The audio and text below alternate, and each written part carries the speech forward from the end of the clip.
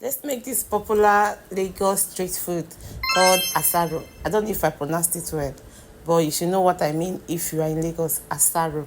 Asaro is made with yam, and most times I understand they add potatoes. So to make my asaros very sweet, I also added sweet potatoes. Then peel the yam and potatoes. Go ahead and boil till it's very tender. It's advised you cut the yam in smaller bits to enable it make the porridge better and be done fast. Into a different pot, I fried my red oil, onions, tomatoes, and then stir to fry for 2 to 3 minutes.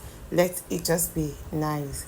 I added a little more onions when I found out that the one I added earlier wasn't that much. Then I went in with my salt and seasoning, added my habanero pepper, and fry all to combine properly. You can see the way it's boiling. I went in with my cow skin, which is called omo in Nigeria. Usually when you buy this food on the streets, most times you see it's being served with momo and fish or egg. So I went in with my momo combined properly to be tasty. You can go in with any protein of your choice. You can use egg, you can use fish or any kind of meat. So at this point, when I noticed it was very well combined, I removed my momo and then proceeded to the yam. Check if it's properly boiled and tender. You just have to allow your yam to be properly cooked, as in let it be very soft in order to make the porridge better. If the yam is strong, your porridge won't come out nice. So next thing I did is to add in my already fried tomato and pepper mixture, and then added little salt and little seasoning to taste. This asaro does not require crayfish, as I understand, and I didn't add crayfish to mine.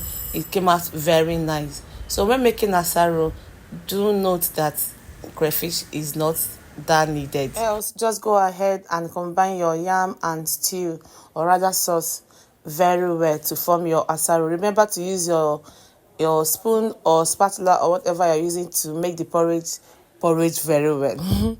So guys, at this point our asaro is very much ready. I understand some people do add sugar to their yam while cooking, but remember we added sweet potato. That's a natural alternative, as your asaro will come out very sweet. Bring your plate, bring your spoon, one for you and one for me. Don't forget to add your protein while serving your asaro. That will make it more nourishing, okay?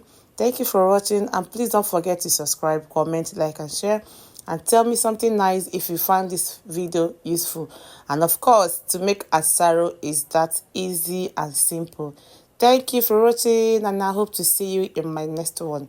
Bye.